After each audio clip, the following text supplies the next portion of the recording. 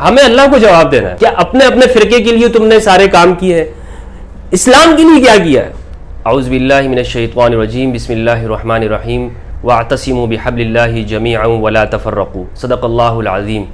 ناظرین کرام، 40 کے ایام چل رہے ہیں. پوری دنیا کے اندر عشاقان حسین کے قافلے جوگ در جوگ امام علی مقام امام حسین علیہ السلام کے روضہ مبارک کی زیارت کے لیے، وہاں پہ حاضری کے لیے رواں دواں ہیں، جا رہے ہیں. ایسے میں ملک پاکستان ہو یا دنیا بھر کے دیگر ممالک، وہاں پر بھی لوگ اس دن کو مناتے ہیں 40 کو. جب عاشور کے 40 دن پورے ہو جاتے ہیں تو اسے چہلم کہتے ہیں. عربی زبان میں اسے 40 کہا جاتا ہے. یہ 40 کیا ہے؟ یوں سمجھ لیجئے کہ وہ یاد ہے اس شہادت امام علی مقام کو یاد کر کے لوگ ان کی مظلومی کو، ان کی غربت کو لوگ یاد کرتے ہیں اور اپنے گھروں سے نکلتے ہیں، واک کرتے ہیں، مشی کرتے ہیں. اس یاد کی دین اسلام کے اندر انتہائی اہمیت ہے. ہم ہر سال عید قربان کرتے ہیں، جانوروں کو ذبح کرتے ہیں.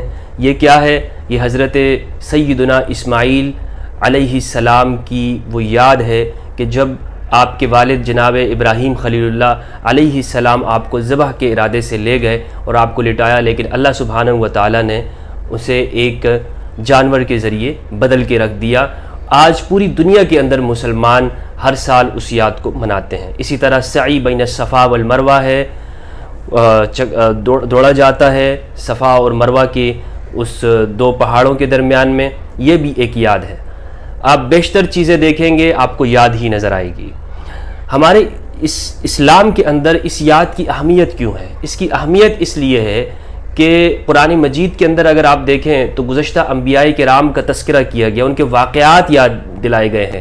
قرآن مجید کا ایک بڑا حصہ وہ تاریخ کے اوپر مبنی ہے، انبیاء کرام کے واقعات کے اوپر، تاکہ جو مومنین ہیں انہیں ثبات ملے، ان کے دلوں کو مزید وہ حق کے راستے کے اوپر، صراط مستقیم کے اوپر جم جائیں، اور ظالموں کے ان کے عبرتناک انجام کو ان کے سامنے ذکر کر دیا جاتا ہے کہ دیکھو اتنی بڑی بڑی قومیں تھی، ہم نے ان کو تباہ کر دیا. حق کے مقابلے کے اندر جب آئے تو اس سے مومنوں کو ایک حوصلہ ملتا ہے، اور جو ظالم طبیعت کے لوگ ہوتے ہیں انہیں ان کے لیے وعید ہوتی ہے. امام علی مقام امام حسین علیہ السلام کی جو قربانی ہے دین اسلام کے لیے کہ دین کو انہوں نے قائم کر دیا، پوری تاریخ اسلام کے اندر آپ دیکھیں تو اس سے بڑی قربانی آپ کو کوئی نہیں ملے گی سیرت النبی صلی اللہ علیہ وآلہ وسلم کے دور اقدس کے بعد میں. تو یہ ایک بہت بڑی قربانی ہے. ہمارے لیے اس کے اندر رہنمائی ہے، ہمارے لیے اس کے اندر ایک ثبات ہے، ٹھہراؤ ہے، جم جانا ہے، عزم اور استقلال اور ہمت دلاتا ہے. اور خاص طور پر دنیا بھر کی مظلوم اقوام کے لیے اس کے اندر حریت اور شجاعت پائی جاتی ہے کہ وہ آزادی کا ایک جذبہ ہے کہ اگرچہ قلیل تعداد کے اندر ہوں لیکن حق وہ ہمیشہ فتح یاب ہوتا ہے. اسی لیے آپ دیکھیں گے کہ 40 کے اندر یا عاشور کے اندر آپ کو صرف مسلمان نظر نہیں آئیں گے، بلکہ آپ کو تمام مذاہب کے لوگ، مسالک کے لوگ آپ کو اس میں دکھائی دیں گے. سنی ہیں، شیعہ ہیں، بازی ہیں، زیدی ہیں، اسماعیلی ہے، دنیا بھر کے ممالک سے لوگ اس میں شرکت کرتے ہیں. حتیٰ کہ غیر مسلم لوگ، مسیحی اس میں آتے ہیں، ہندو اس میں شرکت کرتے ہیں، بدھسٹ اس میں جاتے ہیں، کیونکہ امام علی مقام امام حسین کی جو قربانی ہے وہ انسانیت کے لیے قربانی ہے. دنیا بھر کے مظلوم انسانیت کے لیے آپ رہنما ہیں.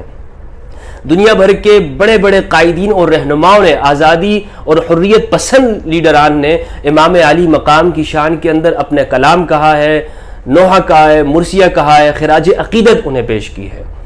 تو لہٰذا آج ہم جو 40 کے حوالے سے میں گفتگو کرنے جا رہا ہوں وہ ایک الگ پس منظر رکھتی ہے. وہ یہ کہ پاکستان کے اندر آپ کو معلوم ہوگا کہ شیعہ سنی جو وحدت تو ویسے پوری دنیا کے اندر مسلمانوں کے لیے ضروری ہے، اتحاد بین المسلمین کے لیے، لیکن ہمارے پاکستان کے امن کے لیے، یہاں بین المذاہب ہم آہنگی اور بین المسالک ہم آہنگی کے لیے یہ انتہائی اشد ضروری ہے کہ دیگر جو سنی علماء ہیں وہ اس کے اندر شرکت کریں. میں نے دیکھا ہے کہ دیگر مذاہب کے لوگ تو شرکت کرتے ہیں لیکن ہمارے اہل سنت کی تعداد کم ہوتی ہے. یعنی لوگ جاتے ہوں گے لیکن جو رہنما ہیں، علماء، اسکالرز ہیں، جو ہمارے اہل سنت کے اندر جانی پہچانی شخصیات ہیں، وہ اس میں ہمیں دکھائی نہیں دیتے ہیں. پاکستان کے اندر ضرورت اس بات کی ہے کہ ہمارے جو تمام مسالک کے جو لوگ ہیں، بریلوی مسلک کے لوگ، دیوبندی مسلک، اہل حدیث کے، یہ ان کے جو بڑے علماء ہیں وہ اس کے اندر شرکت کریں. اس کا فائدہ کیا ہے؟ اس کا فائدہ یہ ہے کہ اس سے پاکستان کے اندر جو مذہبی اور فرقہ وارانہ کشیدگی ہے اس میں کمی آئے گی۔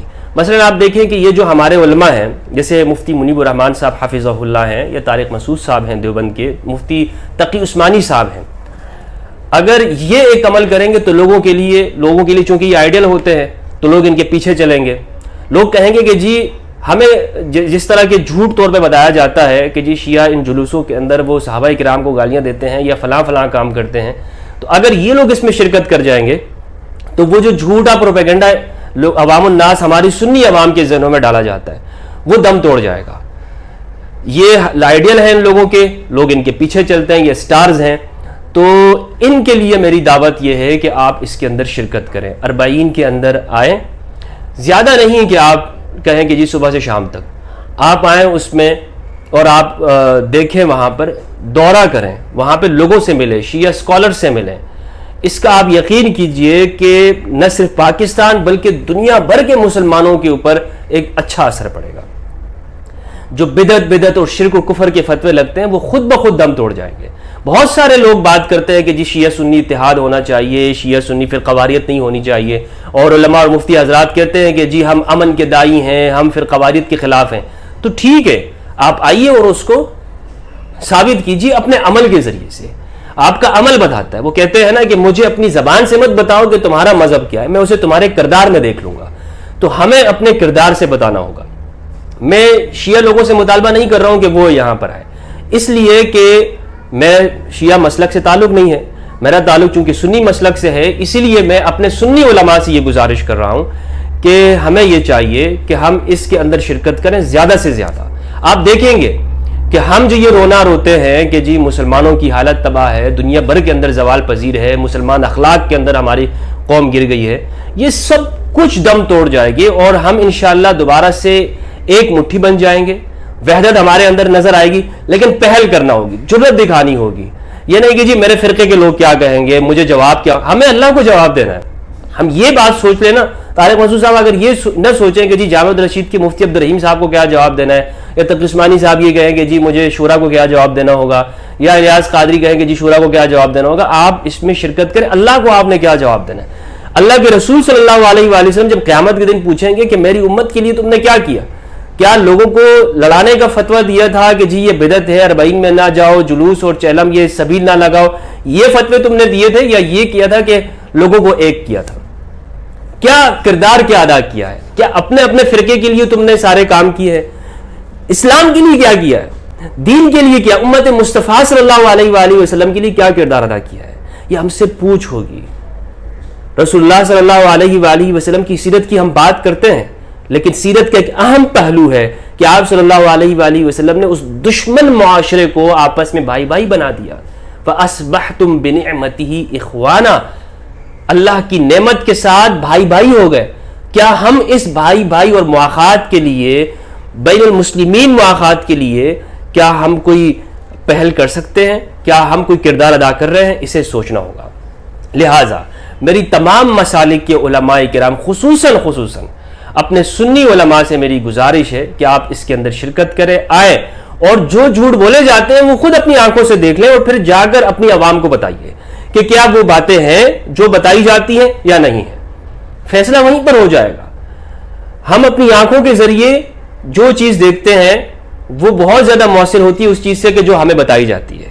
تو جب ہمارے علماء یہاں پہ آئیں گے تو میں سمجھتا ہوں کہ یہ ساری افواہیں دم توڑ جائیں گی، یہ سارے پروپیگنڈے باطل کا اور استعمار کی جو کوششیں ہیں وہ سب خود بخود دم توڑیں گی انشاءاللہ عز و جل۔ تو اس 40 کے اندر میں منتظر بھی رہوں گا اور میں دیکھوں گا بھی کہ انشاءاللہ کون کون تشریف لاتا ہے، اور یہ ہم سب کی ذمہ داری بھی ہے اور بلکہ واجب ہے ہر ایک کے اوپر۔ جس طرح اقامت الدین عبادات واجب ہیں، اسی طرح مسلمانوں کی صفوں کو متحد کرنا یہ بھی ہم سب کی ذمہ داری اور واجب ہے، ہمارے اوپر دینی اور ملی شرعی فریضہ ہے۔ اللہ سبحانہ و تعالی امت مسلمہ کو اتحاد عطا فرمائے، شیعہ سنی بھائی چارے کے لیے ہم سب کو مل جل کر بیٹھنے کی توفیق عطا فرمائے۔ السلام علیکم ورحمۃ اللہ وبرکاتہ۔